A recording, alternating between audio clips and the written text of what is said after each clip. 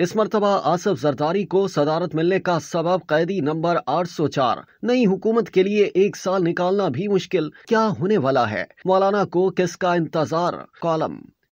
पिछली मर्तबा आसिफ अली जरदारी की सदारत का सबब मोहतरमा बेनजीर भुट्टो की शहादत बनी थी। इस मर्तबा कैदी नंबर 804 बना है। अलबत्ता पिछली मर्तबा उन्हें सदर हाउस सदर मुमलिकत के पूरे इख्तियार के साथ मिला था। इस मर्तबा सिर्फ सदर हाउस मिला है। पिछली मर्तबा वो इतने ताकतवर थे कि सदर के इख्तियार खुद उन्होंने वजीर आजम को सौंप दिए थे, मगर वो वजीर आजम यूसुफ रजा गिलानी थे, राजा परवेज अशरफ थे, यानी जिन पर वो आंखें बंद करके एतबार कर सकते थे। अब वजीर आजम नवाज शरीफ के बरादर असगर शहबाज शरीफ हैं। पहली मर्तबा सदारती इंतखाबात के सामने बहुत से सवालिया निशान मौजूद हैं। मौलाना फजलुर रहमान और पीर पगाड़ा ने बाइकआउट किया है कि सदर फॉर्म 47 के वोटों से बनाया जा रहा है। पिशावर हाई कोर्ट के रोकने के बावजूद सुन्नी इत्तेहाद काउंसिल से छीनी गई नशिस्तों पर बनाए गए MNA से हलफ उठवा लिया गया है। PTI एहतजाज का ऐलान कर चुकी है। JUI और GDA PTI के एहतजाज में शामिल होने का इंदिया दे चुकी है। मुझे लगता है कि अगर अदालत आलिया ने फॉर्म 45 के हक में फैसला सुना दिया तो सदर पाकिस्तान का इंतखाब भी मुतनाज़े करार पा जाएगा।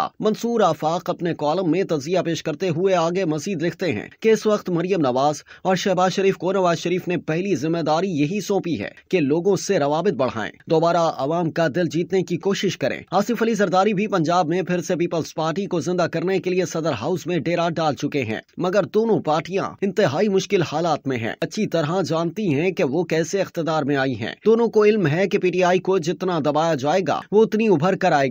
दोनों पार्टियां चाहती हैं कि किसी तरह PTI के साथ हालात ठीक हो जाएं, मगर दोनों मजबूर हैं। PTI को इन इंतखाबात में सबसे बड़ा फायदा ये हुआ है कि पता चल गया कि कौम उसके साथ है। कौम ने इंतहाई नागुफ्ता हालात में भी PTI को वोट दिए हैं। अब PTI का वर्कर पूरी तरह चार्ज है। अगर नून लीग और पीपल्स पार्टी ने मजबूरी के आलम में उनसे टकराने की कोशिश की तो उनके अवामी खसारे में मजीद इजाफा होगा। बज़ाहिर यही लग रहा है कि फॉर्म 47 वाली हुकूमत का दौरानिया कुछ ज्यादा नहीं। ये हुकूमत अगर 2024 निकल जाए तो बहुत बड़ी बात होगी। लोग अपने वोट की इज्जत के लिए सड़कों पर किसी वक्त भी निकल सकते हैं। वो लोग जिन्हें पीपल्स पार्टी ने पीर पगाड़ा के मुरीदैन कहा था, जो लाखों की तादाद में जमा हुए थे, वो एहतजाज के लिए सड़कों पर आने के लिए तैयार बैठे हैं। मौलाना फजलुर रहमान सिर्फ रमजान का महीना गुजारने का इंतजार कर रहे हैं और PTI रमजान में एहतजाजी इफ्तारियों और सहरियों के मुतालिक सोच रही है। और हमारा मसला मुल्क की मईशत है। महंगाई के जिनको बोतल में बंद करना ऐसी सूरत हाल में बिल्कुल नामुमकिन हो जाएगा। इस वक्त जरूरत इस अमर की है कि होश से काम लिया जाए, मुज़ाकरात किए जाएं, PTI के सियासी कैदी रिहा किए जाएं और मुल्क को आगे बढ़ाया जाए। मुल्क एक गर्दाब में फंसा हुआ है, इसे निकालना अशद जरूरी है और ये काम सबसे बेहतर अंदाज में वही कर सकते हैं जिनके पास इख्तियार है। पाकिस्तानी कौम के तकरीबन 2 साल जाया हो चुके हैं। नवाज शरीफ को दिल बड़ा करके इस मकसद के लिए आगे आना चाहिए। आसिफ अली जरदारी मुल्क के सदर बन चुके हैं।